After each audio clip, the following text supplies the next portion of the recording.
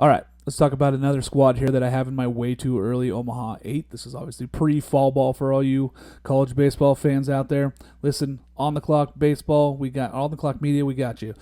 Just baseball media, we got you. We're going to have you guys covered all season long for college baseball this year. Tune in. We got lots of cool shows coming out.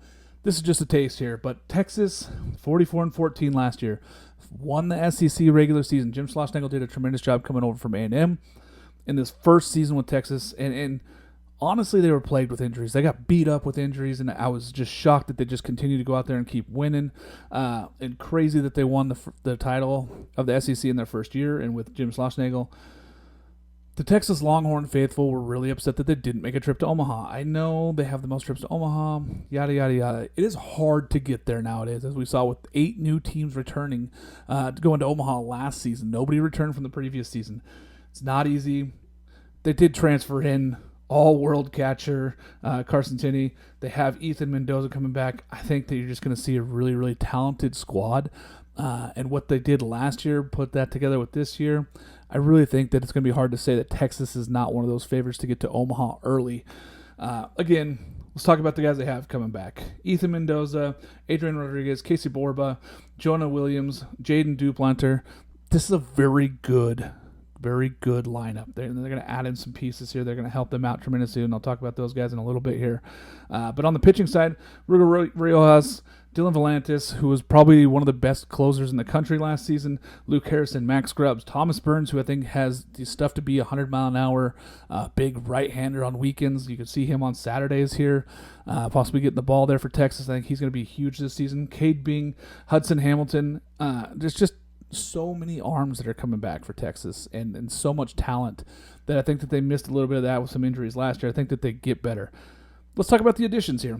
Carson Tinney, catcher from Notre Dame. I mean, he was the prize pool out of this year's, portal class, whatever you want to call it. He was the guy. Carson Tinney going here to play catcher for Texas is huge. Then you look at some other guys like Timo Becerra, shortstop, infielder from Stanford, 3 years under his belt, huge there. He's a huge starter there for Stanford. Seeing him go there was crazy there. Callum Early, Liberty, Aiden Robinson, coming from Seton Hall. He's a first-team Big East guy, like Ashton Larson, LSU, like transfers in here. Josh Livingston from Wichita State, Cal Higgins from Western Kentucky. They got some guys. They went out there and they got some guys to fill in some of the holes that they feel like they maybe had in the season ago where they didn't get those big hits when they needed. They added some guys in there that have experience. They brought in some of that leadership. It's going to be interesting to see what they do, but I really like what they brought in there. And then let's talk about the freshmen here that they brought in, because these are guys. Anthony Pack Jr. could start tomorrow. He's crazy good in the outfield, very fast, very talented defensively.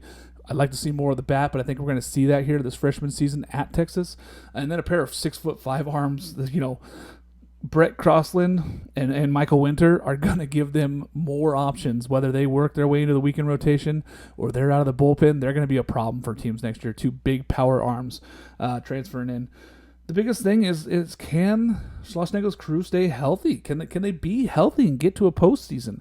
Last season, that's what kind of slowed them down. They got out to this hot start. Texas was just beating everybody. They kind of stumbled into the postseason. They got a host, but they didn't really play well down the stretch. Offensively, they weren't there. Pitching-wise, they were kind of banged up. Guys were not healthy. With all the talent and everything that Texas brings to the ballpark, they've got to stay healthy. Finding runs maybe might be a question mark. I don't think it's going to be with all the guys that they added in here. But staying healthy is the biggest thing for Texas, and I think that we see them back in Omaha in 2026.